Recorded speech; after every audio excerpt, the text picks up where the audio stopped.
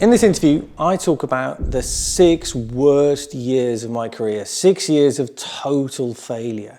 I was hired as part of a solution to fix an unfixable business, and 6 years later I was still there, the business was still broken, and I really thought I'd screwed my career. And then, when I had my chance, we finally were able to take those really difficult, really hard years and hard lessons and use them as rocket fuel to enable us to fix a notoriously unfixable business, to turn it into a real world beater. And finally, we talk about the lessons that all of that, the good and the bad, taught me about leadership, about leading change, and I suppose to an extent about myself. Hope you enjoy it. If there's one thing I think is true about you through my experience of working with you, is that you are an incredibly honest person, and I would also maybe describe you as a disruptor.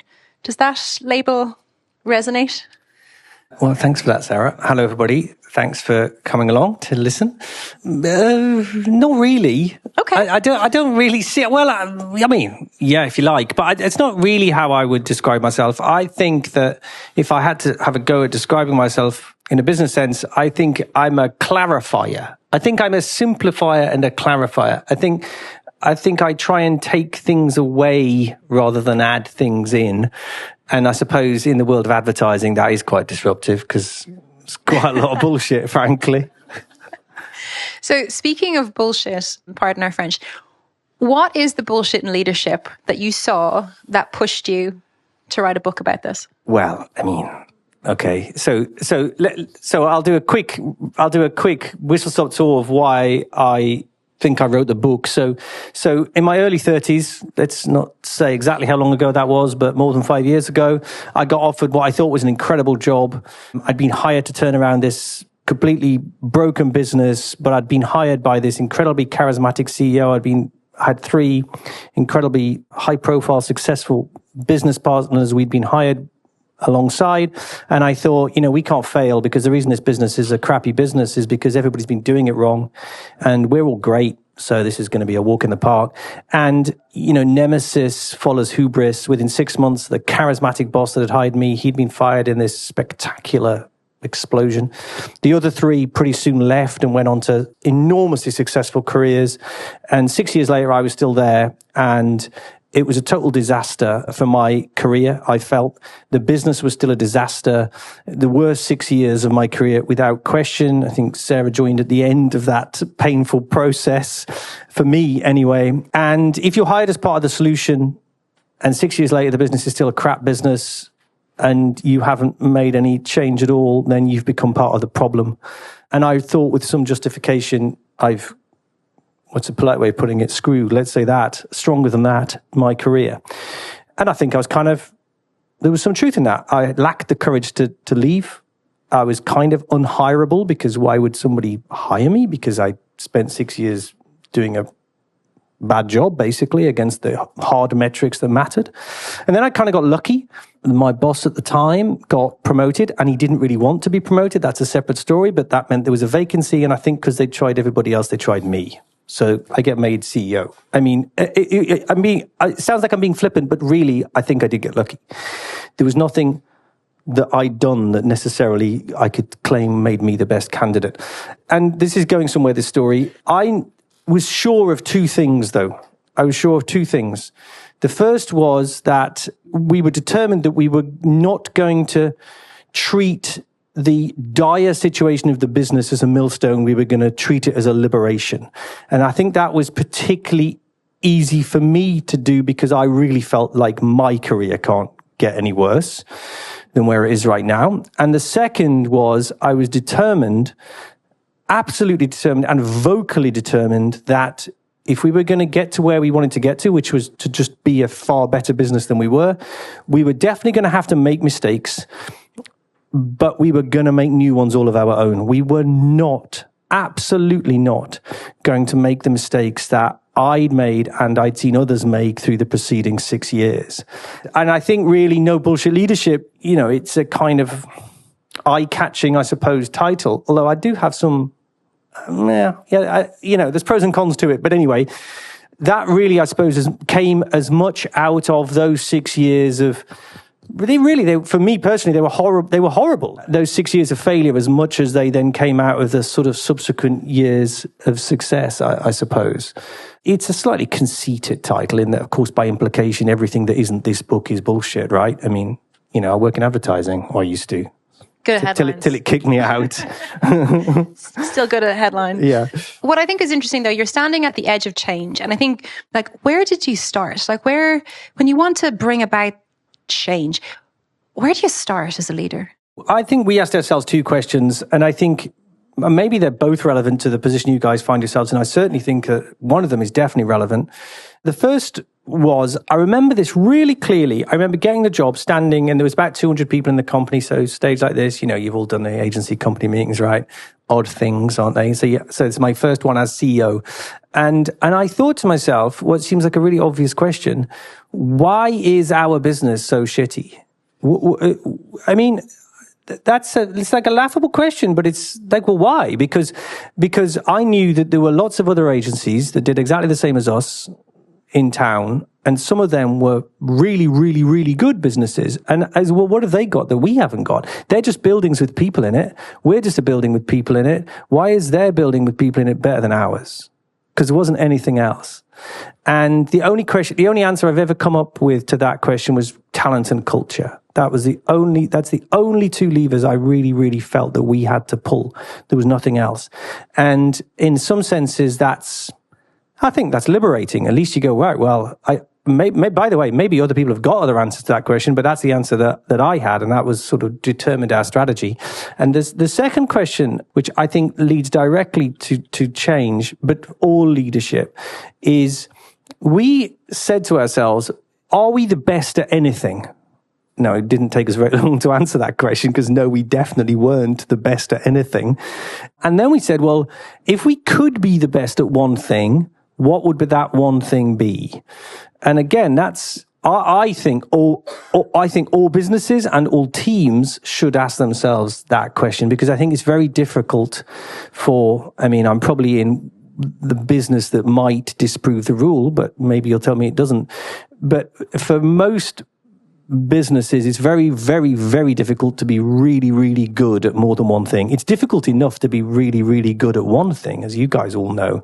But to try and be really, really good at more than one thing, it's vanishingly small, the number of businesses that do that. And of course, by definition, most businesses aren't the best at anything, because otherwise you'd never have an average, right?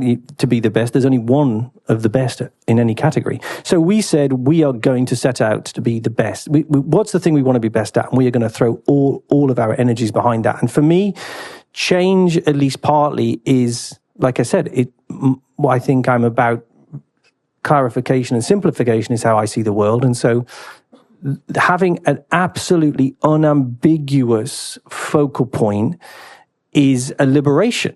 It doesn't make it easy to do. It's actually very difficult. It's incredibly difficult to be the best at anything. But at least it gives you an answer to so many other questions. Because if you say, well, we're going to try and be the best at that, well, to be the best at that, we know what we need to do with all these other parts of our business. And I think leadership, particularly leading change, I could talk forever.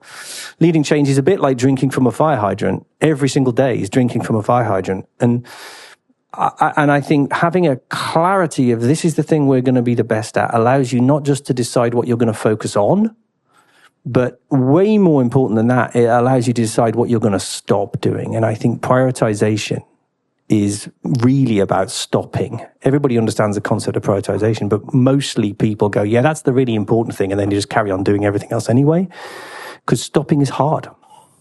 What was the thing? New business.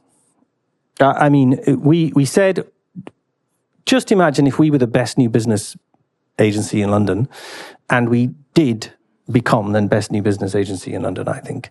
And in fact, we were quite smug about it as well, in that way agencies are, because we said, well, people aren't going to mind losing to Mother or Wyden Kennedy or something like that. But God, they're going to hate losing to us because we're crappy, all right? And so we want to first off be the people on the pitch list that people go, oh, God, I really don't want to lose to them. And it's just giving yourself a sense of purpose. But I think our business, you guys have done, you've started businesses, you've run successful businesses. I've never started an agency. I've worked in them, but I've never started them. So I'm not telling you how to do your job. But if you want my opinion, I think the agency business is a business around new business. And I think if you're brilliant at that, everything's easier than that. I'd love you just to go in a little bit on kind of clarity and vision, because I've heard you talk about this before. You have a formula for leadership, but it's easy to say be clear. It's not easy to be clear.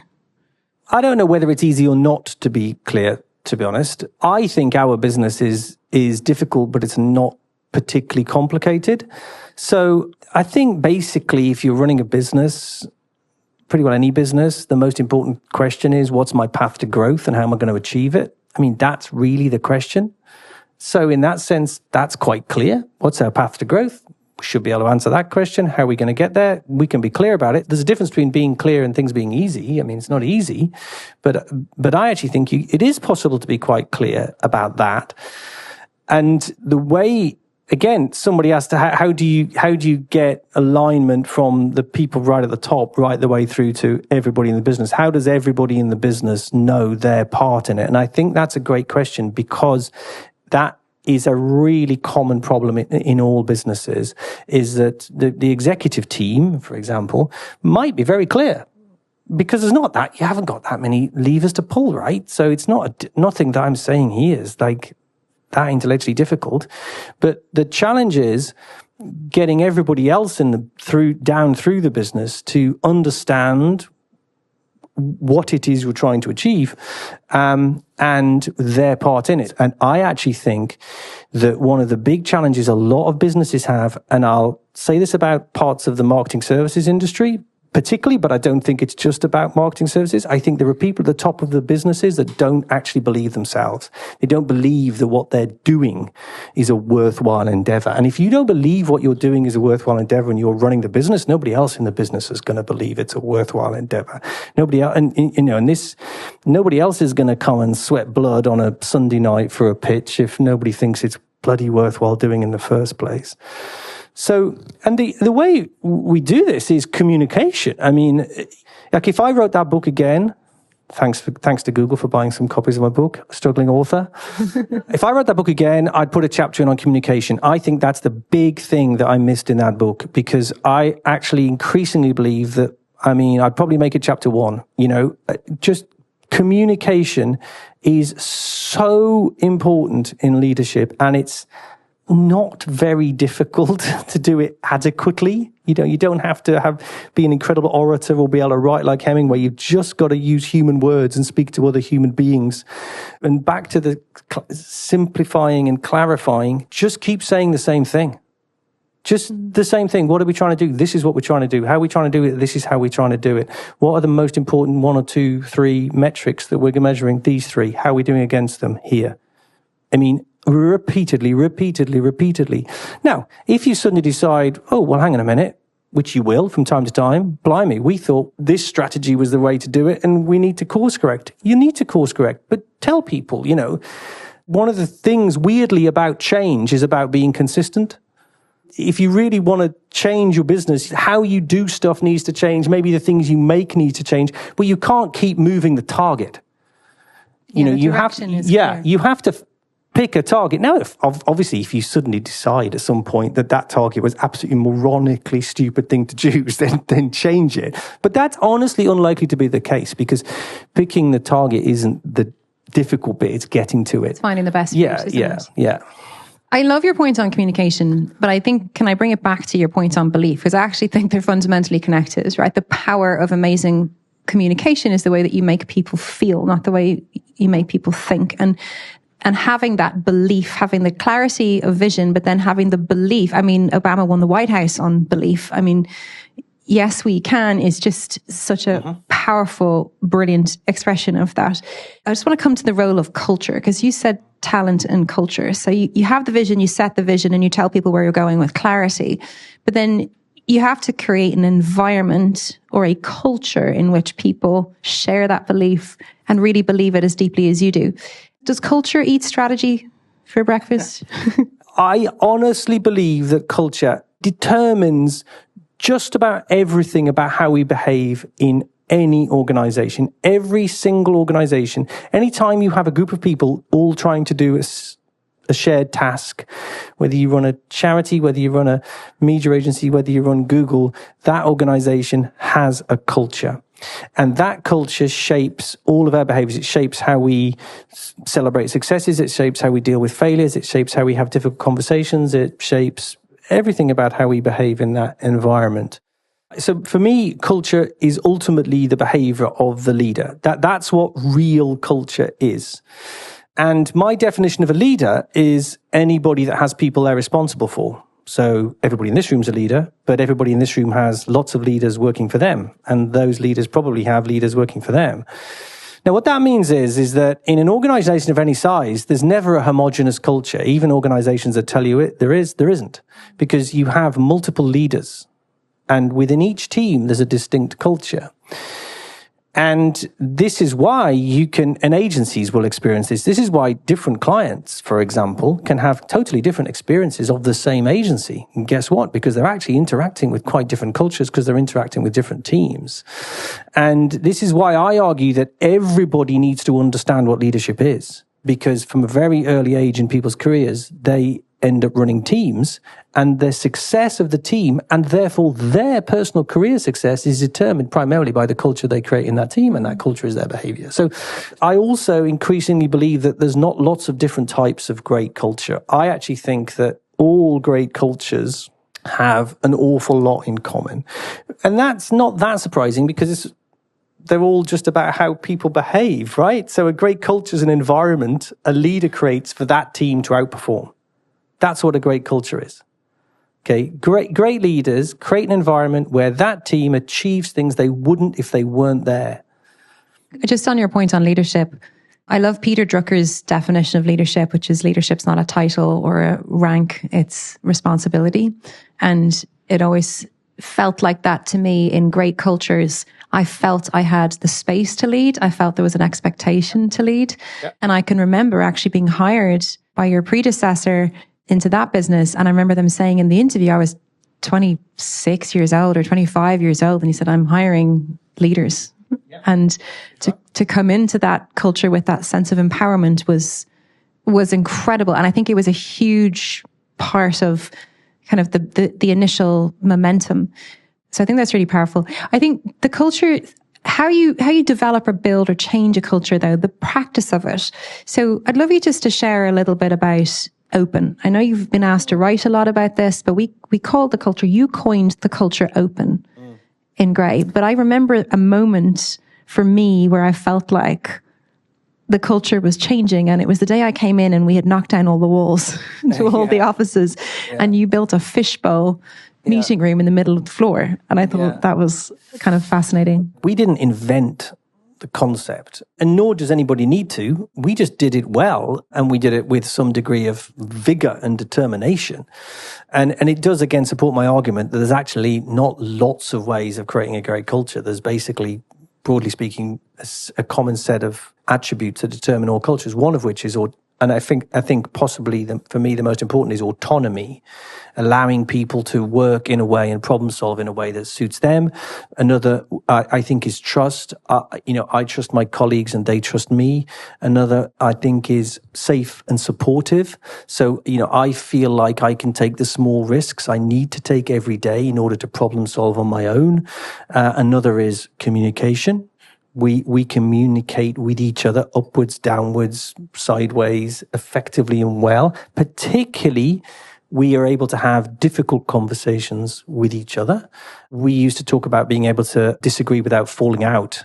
And I think that's a sign of a great culture. But some of this is post-rationalized. But essentially what we did was we said, and this is a deeply broken business, so let's, in some instances, literally smash, in other instances, kind of metaphorically smash all of the things that we could find that represented the old way of being. So that was literally over a weekend, everybody out of their offices, no seating plan, nobody sits in departments, no agreed agency processes, no agreed agency documentation.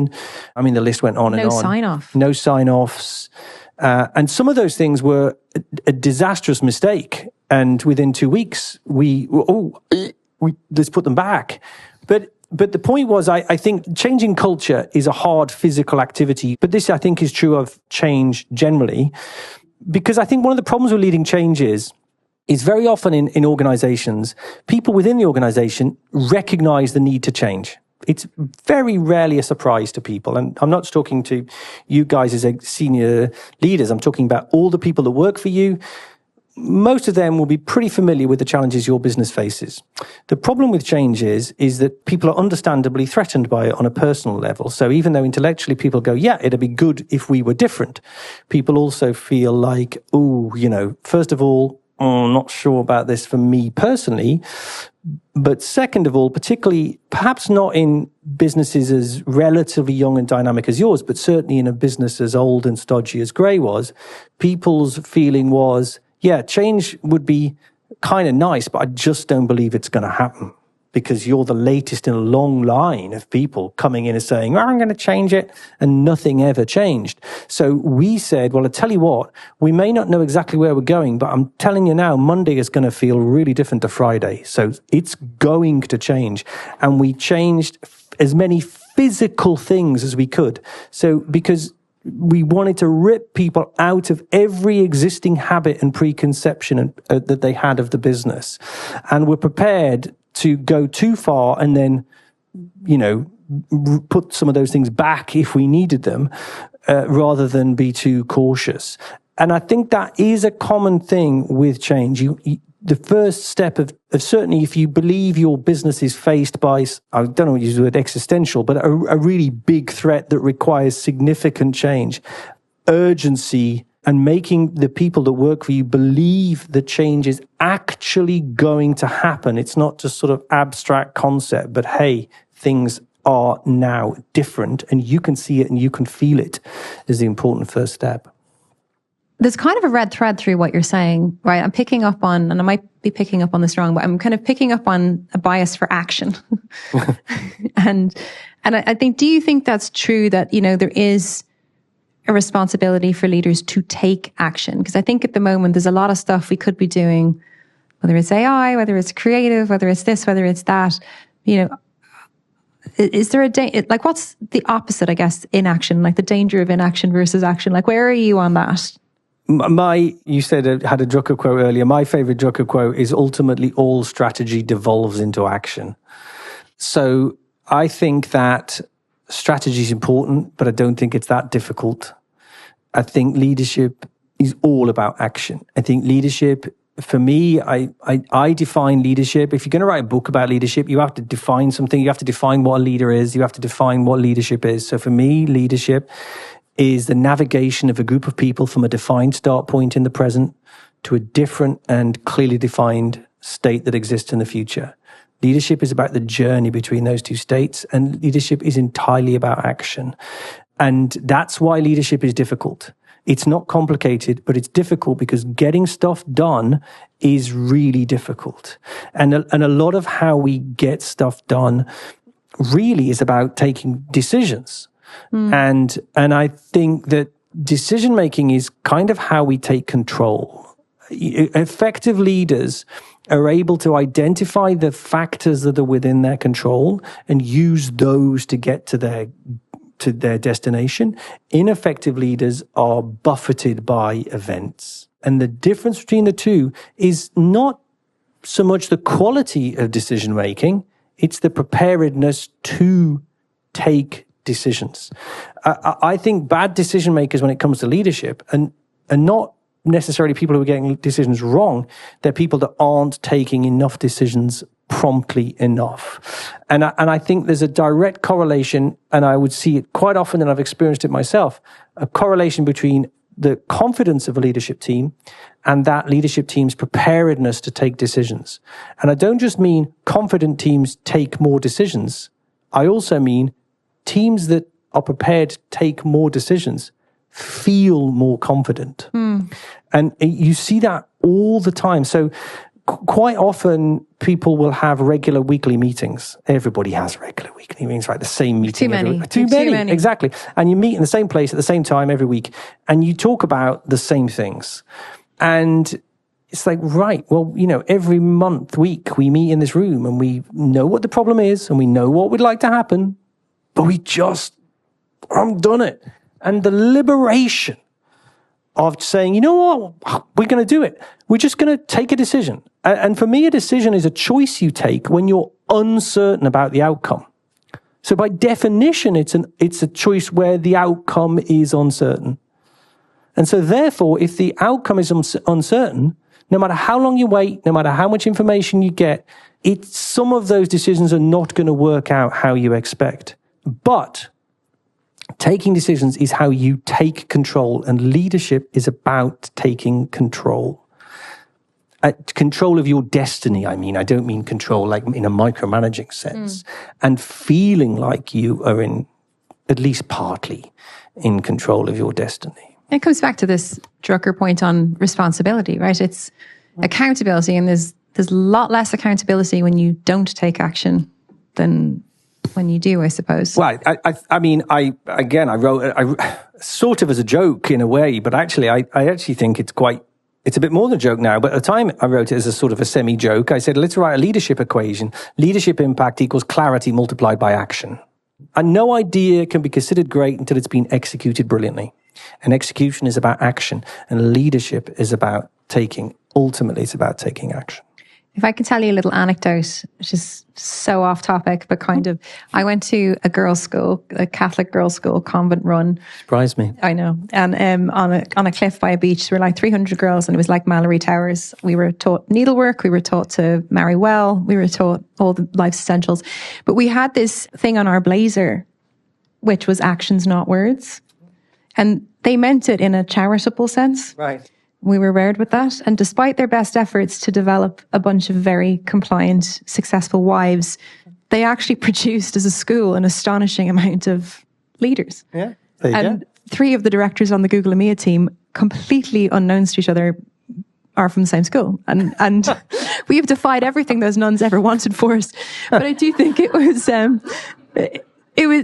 the focus on action. Do something, make a choice, move forward. And be accountable for what you do. Yeah. Well, no, I was going to say, I think the best any of us can hope for is intelligent but imperfect progress. But we need progress. That's as leaders, I think. So in the spirit of, on the topic of getting stuff done, what's the most unconventional thing you have ever done to foster change? Let me tell you, if you want people to pay attention to the fact that your business is going to change where people sit. I mean, you're never going to read a Harvard case study about the power of a seating plan, but I'm telling you now, if you want people to pay attention, do that. But tell them why, but do that. And so we said, right, we are getting rid of offices, we're getting rid of sitting in departments, we're going to just pull names out of a hat, and this doesn't really answer your question, but it's the best I've got, and we're just going to sit everybody totally randomly around the business. So we thought this was a great idea. This is going to be funny. So we did that. And on morning 1, we had our rather sort of austere Scottish finance director sitting on the same table of 4 with 2 Swedish creatives. And they were just absolutely baffled by each other. This was totally, so we thought, okay, this is sort of funny for a week, but this is just, okay, this is ridiculous. We're not going to sit in departments, but this isn't helping anybody. So let's put a little bit of structure back around it. I don't think I set out to do things. This is why I don't think of myself as a disruptor. I don't think I set out to do things to be disruptive or to be unconventional. I spend my time worrying about, are we doing things that are going to get us to the hard metrics we need to get to? So I don't think I do set out to do particularly unconventional things. Actually, I try and say, how are we going to do a common thing better than everybody else? I think maybe my experience of that is when it works, it is disruptive in its nature, in a positive way. Well, change it's, comes the about? outcome might be disruptive in the sense of, I mean, I think if you're a crappy business and you become a good business, then that is disruptive. Let's Fair. put it that way. I got one last question. So these days, I know you really are a change agent, right? I know you're working with lots of organizations in the agency world and beyond these days about bringing in change, bringing in strategy. So you have a good vantage point. Are there mistakes that you typically see leaders making, even still, about leading through change? Yeah, I think the common mistakes I see around leadership are lack of action. Absolutely, that is the number one. That is the number one reason why leaders fail. They get the balance wrong between thinking and doing. Leaders undervalue and often misunderstand culture. So I would say those two, and then I think I'll give you my one final example, which I think is a common challenge that pretty well everybody faces. This isn't just a challenge for leaders, but this is sort of, I suppose, back to clarity. Being in charge of a business, in charge of a department, whatever, is like drinking from a fire hydrant. We have way too many things that are demands on our time, and I think a very common challenge leaders have is because the things we have to be good at to get to senior leadership positions is we have to be able to spin all those plates, or we feel we have to. I'm not sure that we really do have to be honest, but we feel like we have to be good at spinning all those plates. So we get more senior and we just keep spinning the plates.